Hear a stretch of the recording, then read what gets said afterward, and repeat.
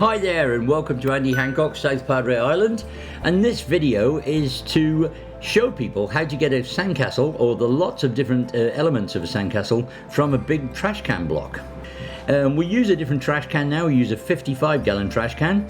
Put the trash can on, and we've got a new way of mixing now, showing people how to mix. Put that on, put some sand in the bottom as we've shown you before, and then just wobble the bucket and wait until that nice molten sand shows around the bottom.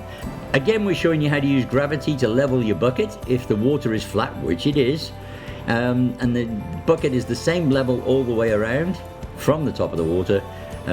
You know the bucket is straight. So, and then a lot of people get intimidated with the big trash can because they say, well, how do I get that off by myself? Well, there is a video about that, but I found this nice chap, him and his wife were watching me all morning, so I asked him for a bit of help. When we share, we grow, and he was thrilled with the whole thing. He'd never seen anything like it, and he came over and gave me a hand, and we just pulled the can off together, and that was it.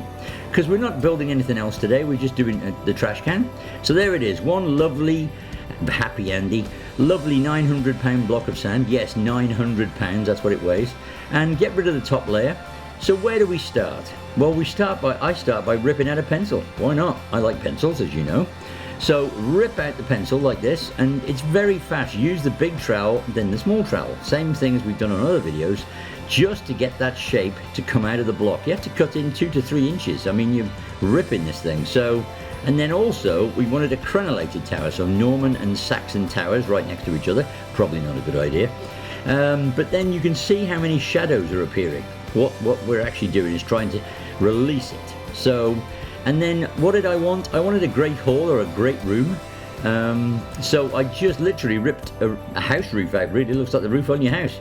And then got behind, very carefully with the small spatula, got behind the pencil tower and released that from the other block. And then if you can see all the shadows that are appearing when I'm cutting, and the more shadows you have, the deeper definition, and we use contrast all the time. So it's very important that you do this. So we did this and messed about a bit, and today's video is not about using all the tools and getting everything perfect. It's about ripping the shape out of a really big castle. So what we're doing here is just trimming this, because it didn't look very hexagonal to me, and I was messing about trimming this as well. But separating those roofs is really important to get the shadows that you need to show the buildings are separated. And of course they're not really separated, but they just look like they are. So again, I've changed tools now to our little square tool, which comes with our advanced kit, and I'm just producing the crenellated top, just cut from the outside in, and then hollow the middle out, and then get the small spatula after you've forgotten your straw, and which I had, and then do that, and then I put a little line on there. You can see how straight that is. Not straight, bad Andy. So what we've done now is just carving them out, using the same tool again, putting the crenellation or the rampart supports in, and then cleaning those spaces out to try and get it square. As I say, today's video is very fast, so we didn't concentrate a lot on everything being perfect. We wanted to show you how to release these things from a block. So that's what we were doing. And you'll find that as you introduce the buildings, you can then introduce the staircases. So how do I separate my towers on the inside? Well, I find a really easy technique is to just cut a slope with the square tool again and make some internal staircases, which look very dramatic, and people are always impressed when you do these things.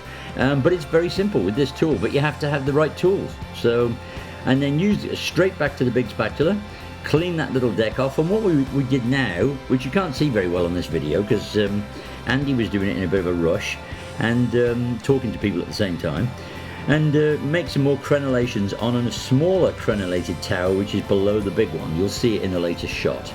And we've also put a sloping roof at the back side of our crenellated tower. You can see it on the right.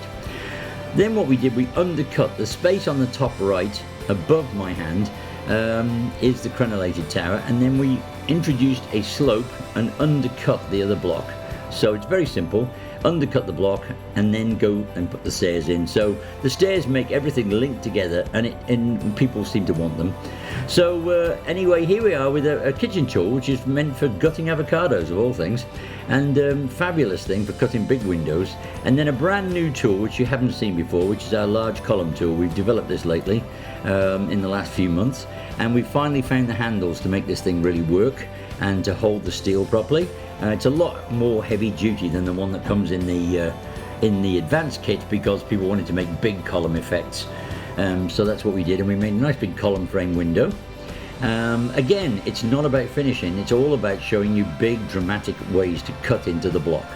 So then Andy was messing about with the trowel, trying to figure out how to get straight lines on his roof. And when he finally figured it out, what you can do is just literally cut along your trowel and make this beautiful board effect. And there's lovely shadows there, which give a very dramatic effect, and you can make 3D shingles or you can leave it like boards. So we've finished off the back of our crenellated castle now. I mean, it's the same thing, same techniques. Put some shuttered windows in, you know how to do those. And so that's what we did with the big block. I literally only had an hour to do this, but you could work on this thing all day. It's £900.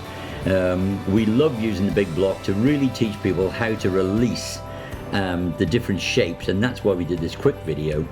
Thanks for watching. We love South Padre Island. We love building sandcastles because we don't do boring.